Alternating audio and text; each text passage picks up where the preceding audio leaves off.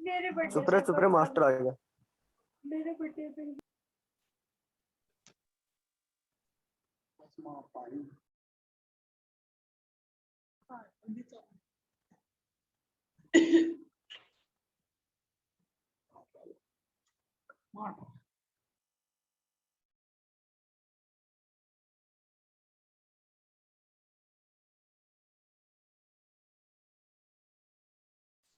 आवाज नहीं आ रही सर। आवाज नहीं आ रही। सर आपकी आवाज नहीं आ रही, थोड़ा जोर। आवाज आ रही है बेटा? सर नहीं आ रही। नहीं अभी भी नहीं आ रही? अब आ रही है सर। आ रही है सर, फोटो नहीं आ रही। आ रही है क्या? फोटो आवाज नहीं आ आ रही रही। है? नहीं सर अब नहीं आ रही, नहीं आ जोर रही? से बोलो। फोटो नहीं आ रही। अभी भी नहीं आ रही क्या कार्तिक? सर आवाज आ रही है लेकिन फोटो क्लियर नहीं आ रही। फोटो नहीं आ रही सर। प्रॉपर नहीं आ रही? ये कैमरे नो की बड़ी सर। प्रॉब्लम है क्या? हाँ अब आ रही है क्या? हाँ सर। No sir. आवाज आ रही है बेटा? हाँ यस सर आवाज आ सर रही है। आवाज आ रही है लेकिन यस सर। एक फोटो मिनट, नहीं आ एक रही। मिनट। फोटो सही नहीं आ रही। अब सर फोटो आ रही है, आवाज नहीं आ रही। अब आ रही है ना प्रॉपर अभी आवाज? ये हाँ सर दोनों ही आ गया अब। आ रही है ना? हाँ वीडियो सही दिख रहा है ना? हाँ चलो देखो, हमने एक टॉपिक कंप्लीट कर लिया अपना। कौन सा? हाँ सर। भूगोल की भूगोल। भूगोल की परिभाषा, विषय क्षेत्र और मानव भूगोल की परिभाषा, विषय क्षेत्र, विचारधारा और प्रकृति। समझ में आ रही बात? 4 प्रश्न हमने पूरे कर लिए और ईआरपी पे देखना बेटा, नोट्स डाल दिए मैंने इसके। ईआरपी पे हाँ सर देखना, ओबीटी भी है। नोट्स और ओबीटी दोनों डाल दिए। एक नोट्स Yes, बाकी sir. है, वो आपका है, एक तो है उपागम का, एक तो है उपागम का और एक है विषय क्षेत्र के। 2 नोट्स बाकी है, मतलब 2 टॉपिक हाँ बाकी है सर। आपके।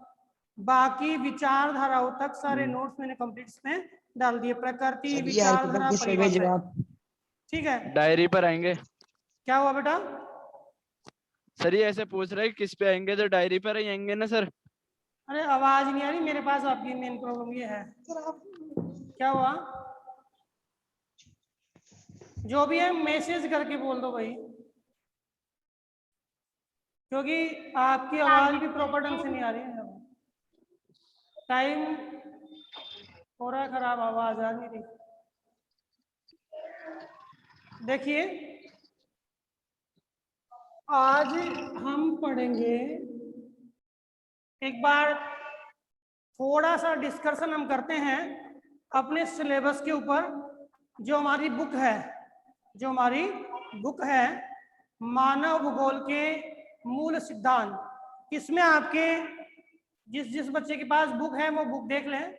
आपके 4 यूनिट है। कितनी यूनिट है? 4 यूनिट है। पहली यूनिट हमने पूरी कर ली है, 2 नंबर की है ये। मानव भूगोल, विषय क्षेत्र, प्रकृति, इसमें उपागम आ गए, इसमें प्रकृति आ गई, इसमें परिभाषा आ गई। ठीक है, इसके बाद दूसरी यूनिट है जिसमें आपके विश्व जनसंख्या, विश्व जनसंख्या घनत्व वृद्धि, एक लेसन तो ये है, लेसन नंबर 2। एक है जनसंख्या संगठन, लेसन नंबर 3। और एक है आपके मानव विकास, लेसन नंबर 4। यानी 3 लेसन आपके दूसरी यूनिट में है। तीसरी यूनिट की बात करें तो तीसरी यूनिट में लेसन नंबर 5 है प्राथमिक क्रियाएं, लेसन नंबर 6 है द्वितीय क्रियाएं, लेसन नंबर 7 है तृतीयक और चतुर्थक क्रियाएं, और लेसन नंबर 8 है परिवहन और संचार, और लेसन नंबर 9 है वो आपका है अंतरराष्ट्रीय व्यापार। सबसे ज्यादा नंबर की यूनिट यही है जिसमें आपके निश्चित तौर पे 4 नंबर का प्रश्न आएगा। इसके बाद आपकी 4th यूनिट, एक मिनट, आपके जो इसमें लेसन नंबर 5 प्राथमिक क्रियाएं, लेसन नंबर 6 आपके द्वितीय क्रियाएं और लेसन नंबर 7 तृतीयक और चतुर्थक क्रियाएं। ठीक है, ये तो है यूनिट नंबर 3। और लेसन नंबर 8 वो है आपका परिवहन और संचार, ये यूनिट नंबर 4 है। और लेसन नंबर आपका 9 अंतर्राष्ट्रीय व्यापार, ये आपकी यूनिट नंबर 4 है। और लास्ट में एक ही लेसन है यूनिट नंबर 5 में मानव बस्ती। तो इस प्रकार 4 नहीं 5 यूनिट है। कितनी है? 5 यूनिट है। किताब में आपके 4 यूनिट दी हुई है, लेकिन ये बोर्ड पैटर्न के आधार पर देखें तो वहां जब ब्लूप्रिंट है उसमें 5 यूनिट दिखा रखी है। ठीक है, हम दूसरी यूनिट है उसको बाद में पढ़ेंगे। आज हम तीसरी यूनिट से स्टार्ट करते हैं।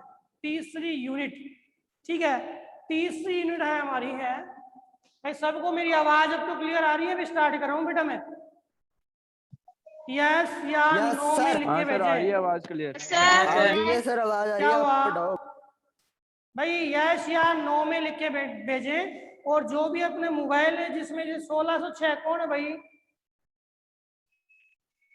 1606 मोबाइल नंबर ये दिया हुआ है 1606। सर क्या नाम है? विकास सिन्हा। विकास नाम है क्या? तो बेटा इस मोबाइल में आपका आगे जुड़ो ना तो उसमें नंबर लगाना। आपका नंबर की जगह क्या लगाओगे? नाम। आपका क्या नाम है? ठीक है, चलो ओके बेटा, ओके। सबका आ गया आंसर? आ रही है आवाज? देखो आर्थिक क्रियाएं ये बहुत ही इंपॉर्टेंट यूनिट है बेटा। यहाँ से 4 नंबर का प्रश्न निश्चित तौर पे आएगा और समझना भी जरूरी है। आर्थिक क्रियाएं क्या है सबसे पहले समझते हैं। तो ऐसी क्रियाएं जिसमें मानव अपनी आजीविका प्राप्ति के लिए कार्य करता है या आजीविका प्राप्ति के लिए जो मानव क्रियाएं करता है उन्हें हम क्या बोलते हैं? आर्थिक क्रियाएं। आजीविका प्राप्ति के लिए मानव द्वारा की जाने वाली क्रियाएं आर्थिक क्रियाएं कहलाती है। आर्थिक क्रियाएं कहलाती है।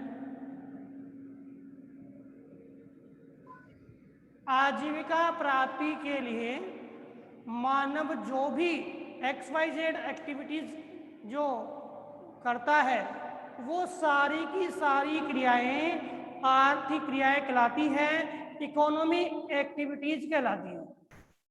अब आप कहोगे साहब कौन कौन सी क्रियाएं जिनको हम आर्थिक क्रियाओं में सम्मिलित करेंगे? तो आपकी सभी क्रियाएं जिनको हम आज पढ़ने जा रहे हैं, वैसे आपने जो 9, 10 तक जो भी क्लासें थी वहां आर्थिक क्रियाएं पढ़ी वो 3 प्रकार की पढ़ी है। कितनी प्रकार की? 3 प्रकार की आर्थिक क्रियाएं पढ़ी हैं।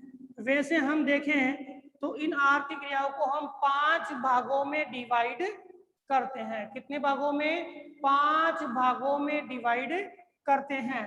पहली हम सबको पढ़ेंगे बेटा, एक बार नाम लिख देता हूं। द्वितीय क्रियाएं, तृतीय क्रियाएं, चतुर्थ क्रियाएं, पंचम क्रियाएं। देखिए प्राथमिक क्रियाएं, द्वितीय क्रियाएं, तृतीय क्रियाएं, चतुर्थ क्रियाएं और पंचम क्रियाएं। ध्यान दीजिए, प्राथमिक क्रियाएं वह क्रिया है जिसमें मनुष्य आजीविका प्राप्ति के लिए प्रत्यक्ष रूप से भौतिक धरातल से या प्रकृति से जुड़ता है। तो प्रत्यक्ष रूप से मानव का प्रकृति से जुड़कर आजीविका की प्राप्ति करना, आजीविका की प्राप्ति करना, ये कौन सी क्रिया है? प्राथमिक क्रिया है। इसमें प्रत्यक्ष रूप से मनुष्य किससे जुड़ता है? प्रकृति से जुड़ता है। अब कौन कौन सी क्रियाएं हैं जो आर्थिक क्रियाओं के अंतर्गत आती है? तो पहली क्रिया जो आर्थिक क्रिया में आती है, हम इसकी हमारे जो लेसन है पूर्ण रूप से डिटेल पढ़ेंगे, पूरी डिटेल पढ़ेंगे, लेकिन हम सामान्य रूप से एक बार इनको जान लेते हैं। आखेट यानी शिकार करना, भोजन एकत्रण, भोजन एकत्रण यानी फूड कलेक्टिंग, भोजन को इकट्ठा करना। भोजन कहाँ से इकट्ठा करेंगे? पेड़ पौधों से। कहाँ से? पेड़ पौधों से फल फूल पत्तियां इकट्ठी करेंगे जो उनके खाने योग्य हो, तो भोजन एकत्रण। फिर देखें तो पशुचारण, पशुचारण। इसके बाद देखें तो कृषि, इसके बाद देखें तो खनन, इसके बाद देखें तो मत्स्य पालन, मुर्गी पालन,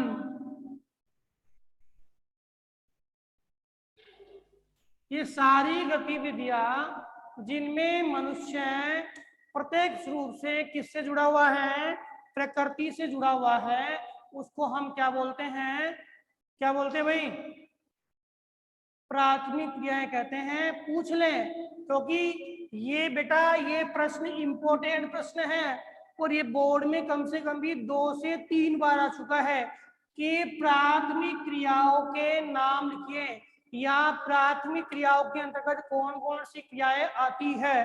तो प्राथमिक क्रियाओं में आखेट, भोजन एकत्रण, पशुचारण, कृषि, खनन, मत्स्य पालन या मुर्गी पालन, और भी जो क्रियाएं जो प्रत्यक्ष रूप से किससे है जुड़ी हुई है? किससे जुड़ी हुई है? जो प्रत्यक्ष रूप से हमारी प्रकृति से जुड़ी हुई है, वो सारी क्रियाएं, वो सारी क्रियाएं कौन सी हैं? प्राथमिक क्रियाएं है। समझ में आ रही बेटा? क्लियर? अब देखो दूसरी क्रिया यानी द्वितीय क्रियाएं। तो द्वितीय क्रियाओं का हम बात करें तो ये प्रकृति से संबंधित है। दूसरी क्रियाएं हैं जिसमें हम एक शब्द यूज करते हैं बेटा, विनिर्माण। कौन सा शब्द यूज करते हैं? विनिर्माण। विनिर्माण का मतलब है पुनः बनाना, पुनः बनाना। अब किसको बनाएंगे? जो प्रकृति से उत्पाद हमें मिले हैं, प्रकृति से प्रदत्त उत्पाद, प्रकृति से प्रदत्त उत्पाद, जिनको हम क्या करेंगे? उत्पाद को मानव क्या करेगा? बहुमूल्य या मूल्यवान उत्पाद के रूप में, ये लिखते जाना बेटा, ये एज ए नोट्स है आपके, ये लिखते जाना क्योंकि ये एक्स्ट्रा है। ठीक है, आपकी बुक में जो स्टार्ट किया गया है वो किया गया है कहाँ से? वो प्राथमिक सेक्टर से स्टार्ट किया गया, आखेट से।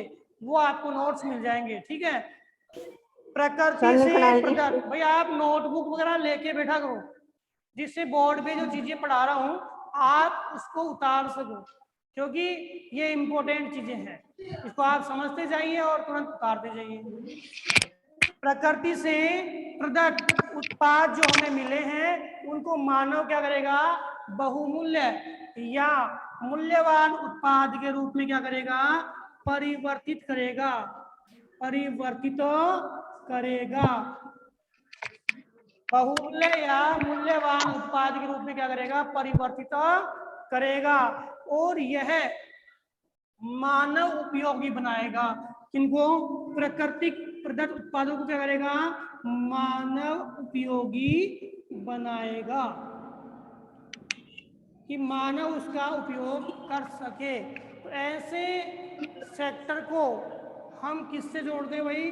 विनिर्माण से जोड़ते हैं। ठीक है, ये कौन से सेक्टर में आएगा? द्वितीयक सेक्टर में आएगा, दूसरी क्रियाओं में आएगा। अब आप कहोगे साहब क्या एग्जाम्पल होगा, उदाहरण? कोई प्रश्न कर रहा है बेटा? भाई कोई प्रश्न कर रहा है क्या? आजाद बोल रहा है वीडियो बंद कर। क्या क्या बोल रहे हैं आजाद? मालपानी में सर इसकी वीडियो चालू है। आजाद वीडियो बंद कर। वीडियो क्या हुआ? चालू। आजाद तेरा वीडियो चल रहा है भाई? यस सर चल रहा है। हाँ तो बंद कर दे। बंद कर उसको। ये साहिल क्या सिस्टम हुआ? ये साहिल भाई बाहर निकल। साहिल है ना, ये ऑडियो और वीडियो हटा भाई बेटा। साहिल कुमार सैनी, मेरा वीडियो पूरा दिख रहा है बेटा? आजाद साफ नहीं दिख रहा, नहीं दिख रहा क्या? साफ नहीं दिख रहा। ये साहिल कुमार सैनी, साहिल कुमार सैनी।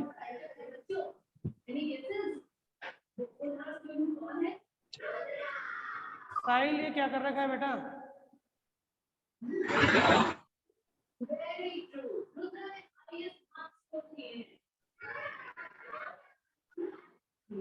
अरे आजाद संगीत के पास बंद कराऊंगा वीडियो। सर आवाज सही नहीं आ रही। आवाज नहीं आ रही क्या? नहीं सर। प्रॉब्लम ये साहिल क्या है? साहिल ने क्या कर रखा है बेटा? ये पिन कर रखा है साहिल। सर ये आजाद वीडियो बंद। साहिल दिख रहा है सबको? सर आजाद की वीडियो और ऑडियो चालू है दोनों। ये आजाद, आजाद कहाँ है भाई? आजाद यस सर। भाई टाइम क्यों खराब कर रहे हो? Yes sir. क्लास क्यों खराब कर रहे हो आप? बंद करना है इसको। आजाद अपना वीडियो ऑडियो बंद कर बेटा। ठीक है।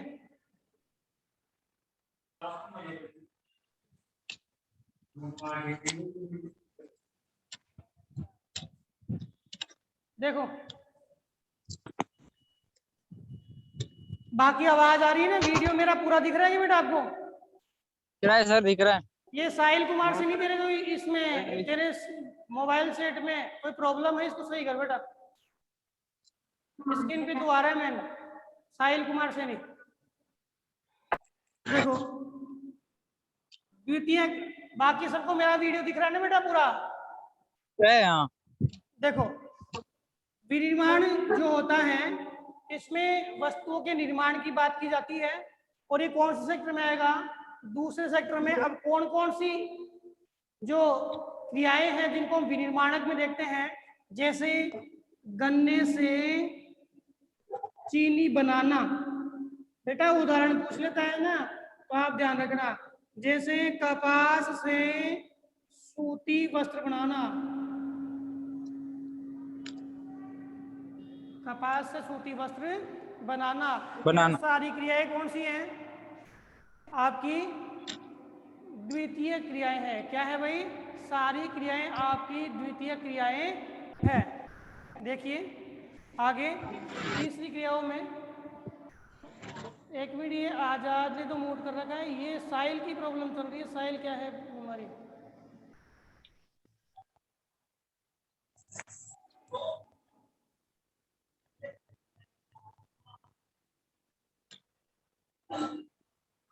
अर्जुन सैनी,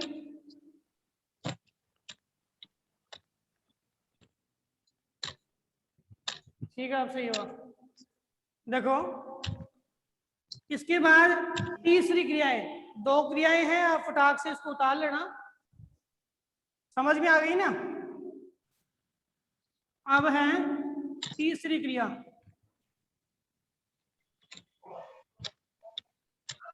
तीसरी क्रिया में क्या होता है कि जो हमने पहले से उत्पाद मिला उसको दूसरे में क्या कर दिया बेटा?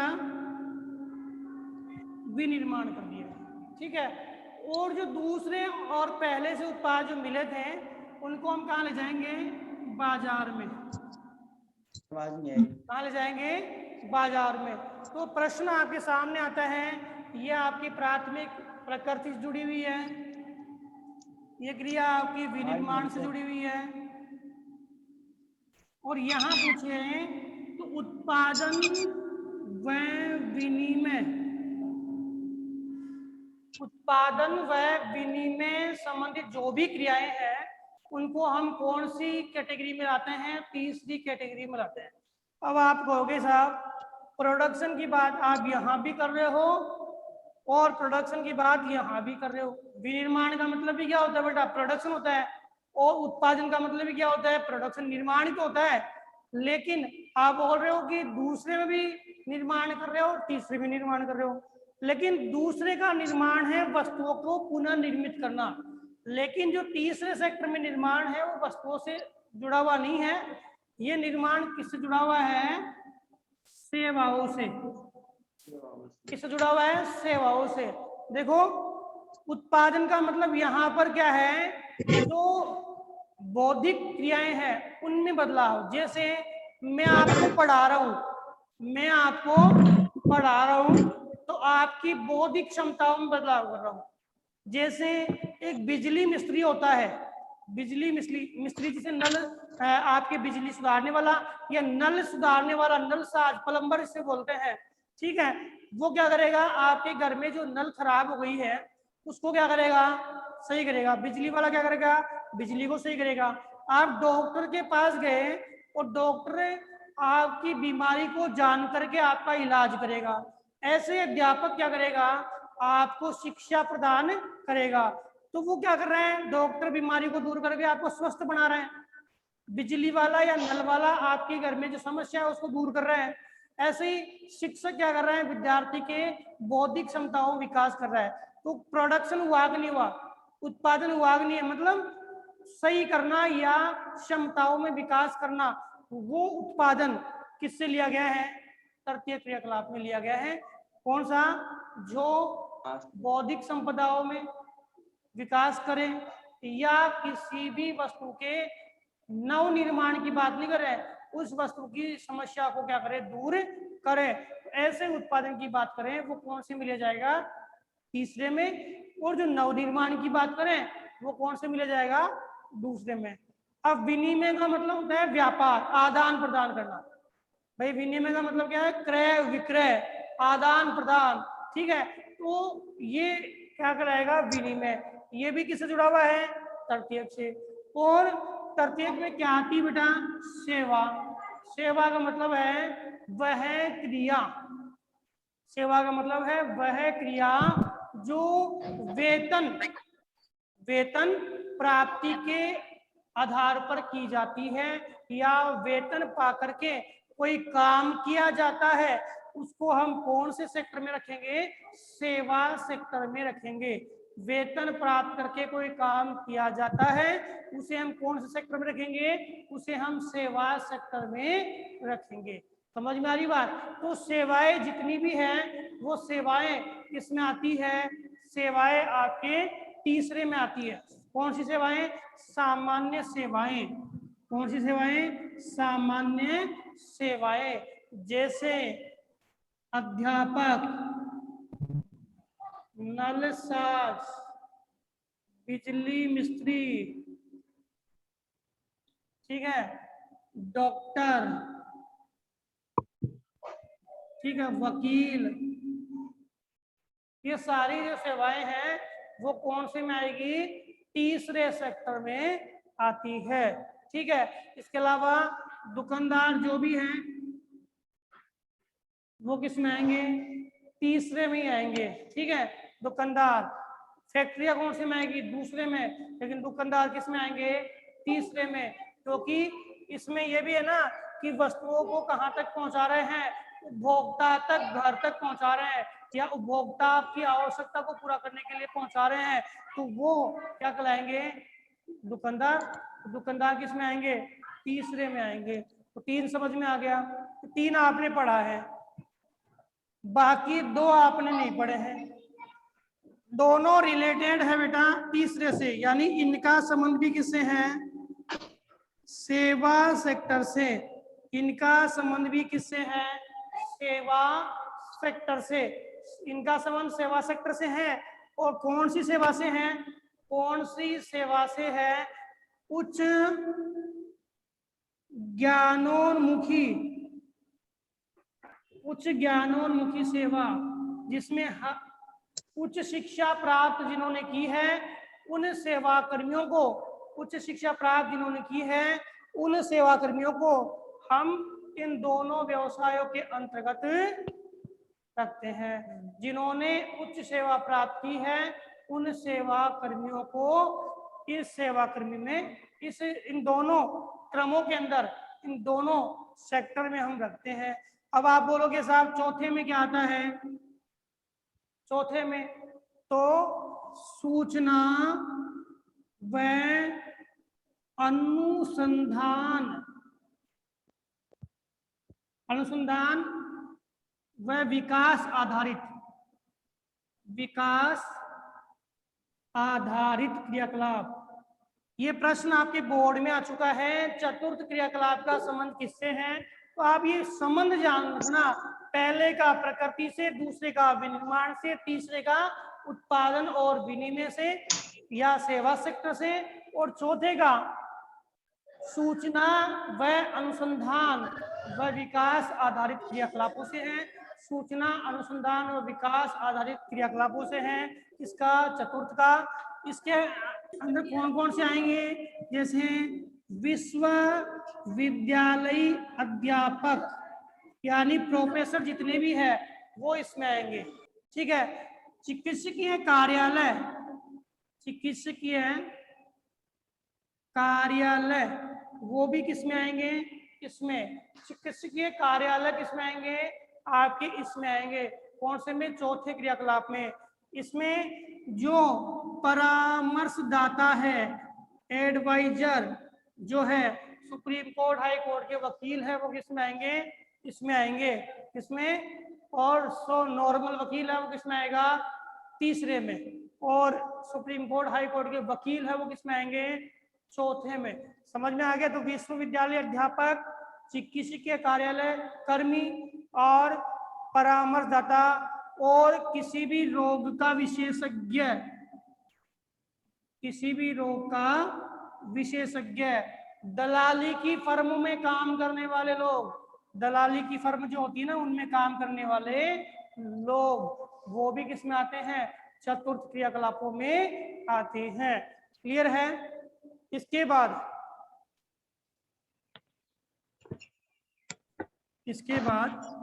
आपका जो पंचम क्रियाकलाप है, देखो ये भी उच्च ज्ञानोन्मुखी है और ये भी उच्च ज्ञानोन्मुखी है, लेकिन पंचम क्रियाकलाप जो है इसमें आपके वैज्ञानिक आते हैं, वैज्ञानिक।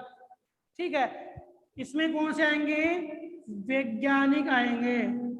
और कौन आएंगे? वित्त व विधि परामर्शदाता, वित्त व विधि परामर्शदाता, ये भी किसमें आएंगे? आपके तीसरे में आएंगे, सॉरी पांचवें में आएंगे। वित्त व विधि परामर्शदाता मतलब जो आपका एडवाइजर है सुप्रीम कोर्ट का जो है, वो वकील वगैरह, वो तो चौथे में आएंगे।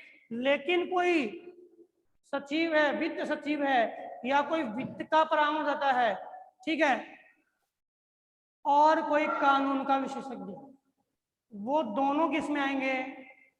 आपके पांचवें में आएंगे। जैसे सुप्रीम कोर्ट का जज हो गया, हाई कोर्ट का जज हो गया, मुख्य न्यायाधीश हो गया, ये किस में आएंगे? आपके पांचवें में। वैज्ञानिक कौन से में आएंगे? पांचवें में।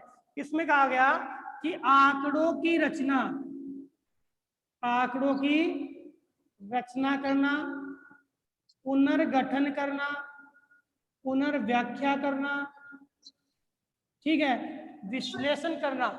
कोई भी आंकड़े हैं उनको कलेक्ट करेंगे, उनका पुनर्गठन करेंगे, पुनर्व्याख्या करेंगे। ये सारी चीजें आपके कौन से सेक्टर में आती है? पांचवें सेक्टर में आती है। कौन से में? पांचवें में। जैसे कोई भी कंपनी है, किसी कंपनी में कोई मशीन बनाई है, तो मशीन निर्माण करने के लिए इन दोनों सेक्टर का होना आवश्यक है।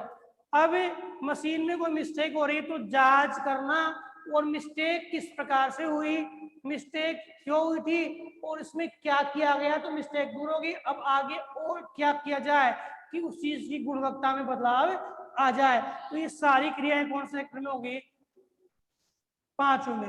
आंकड़ों की रचना करना, पुनर्गठन करना, पुनर्व्याख्या करना, ये किस में आते हैं, 5वें में आते हैं। बताओ क्लियर, समझ में आ गया क्या सारे स्टूडेंट?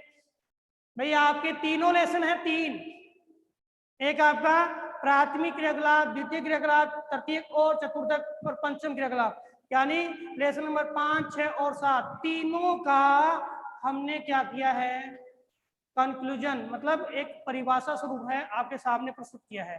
तो बताओ सारे समझ में आ गए क्या? प्राथमिक क्रियाकलाप का संबंध किससे है, प्रकृति से। प्राथमिक का संबंध किससे है, प्रकृति से। दूसरे का विनिर्माण से, और तीसरे का उत्पादन और विनिमय या सेवा सेक्टर से। चौथे का उच्च ज्ञानोन्मुखी सेवाओं से। पांचवे का उच्च ज्ञानोन्मुखी सेवाओं से।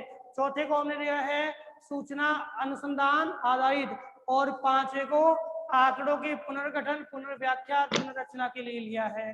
क्लियर है? आज अब अपना जो 5वां लेसन है वो पूरा का पूरा 5वां लेसन डेडिकेट है प्राथमिक या प्राइमरी एक्टिविटीज को, यानी पहले क्रियाकलाप से जुड़ा हुआ कौन सा लेसन हमारे पास में, 5वां लेसन है।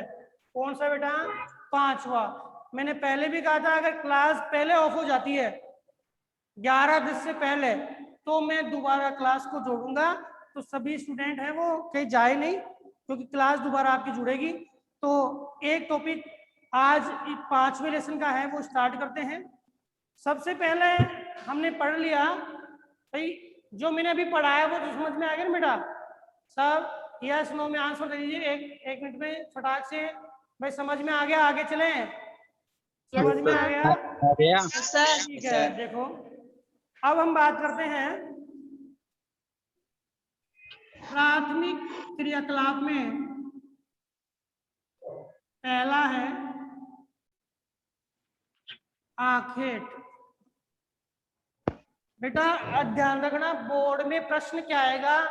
देखो अपनी जितनी भी एक्टिविटीज है उसमें बोर्ड में प्रश्न क्या आएगा, एक तो आखेट क्या है सब जानते हैं, ठीक है। दूसरा प्रश्न आएगा क्या, इसके क्षेत्र। तो भाई पशु चारण क्या है सब जानते हो, पशु चराना। लेकिन इस पूरी यूनिट में सबसे इंपॉर्टेंट जानने की क्रिया है वो है क्षेत्र, और हमें याद भी क्या करना है, क्षेत्र। बाकी तो याद है, क्या याद करना है, क्षेत्र। आखेट क्या है, पशुओं को चराना, ठीक है। और भोजन एकत्रण क्या है,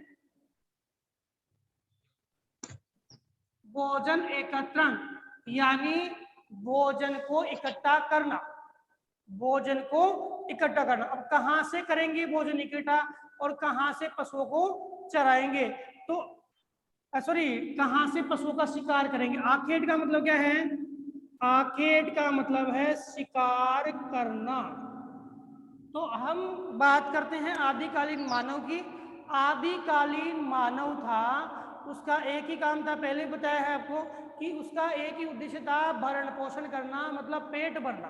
किसका, आदिकालीन मानव का उद्देश्य था पेट भरना, और पेट भरने के लिए वो पशुओं को क्या करता था, मारता था, ठीक है। और भोजन एकत्रण का मतलब है वो पशुओं के उत्पाद के साथ साथ जो भी उसको पेड़ों से फल फूल पत्तियां जो भी उसके खाने योग्य मिल रही है उसका उपयोग है करता था, ठीक है। आदिकालीन मानव धीरे धीरे आगे बढ़ा, तो उसने देखा कि ये पशु नष्ट हो जाएंगे, ये पशु क्या हो जाएंगे, नष्ट। तो उन्होंने पशुओं को पालना आरंभ कर दिया, उसको चलवासी पशुचारण कहा, ठीक है। फिर आगे आगे उसने कृषि कार्य की। फिर कृषि कार्य जो था वो आरंभ में जीवन निर्वाह था, फिर व्यापारिक हो गया, फिर मनुष्य ने आगे आगे जाकर के वर्तमान रूपरेखा को प्राप्त कर लिया। आखेट जो है उसमें क्षेत्रों की बात करें तो आखेट के कौन कौन से क्षेत्र हैं, तो विश्व के अंदर आखेट के मुख्य क्षेत्रों में एक तो है उच्च अक्षांश प्रदेश,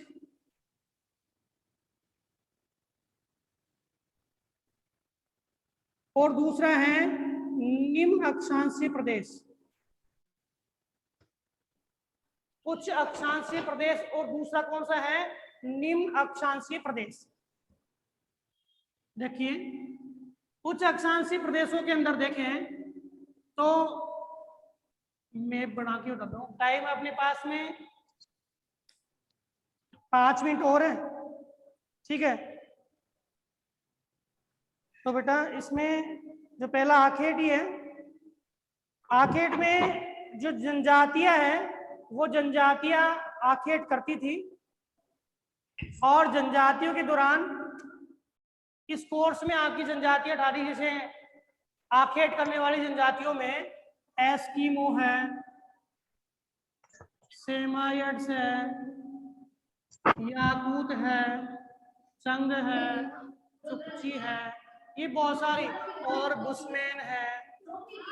अपने भारत में भी जो हिमालयी प्रजातियां थी, बकरवाल है, गुज्जर है, गद्दी है, बोकिया है, ये आखेट करती, लेकिन भारत में तो आखेट क्या हो गया?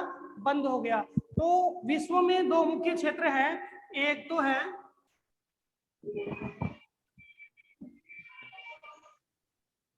आखेट के 2 मुख्य क्षेत्रों में, ध्यान से समझना बेटा।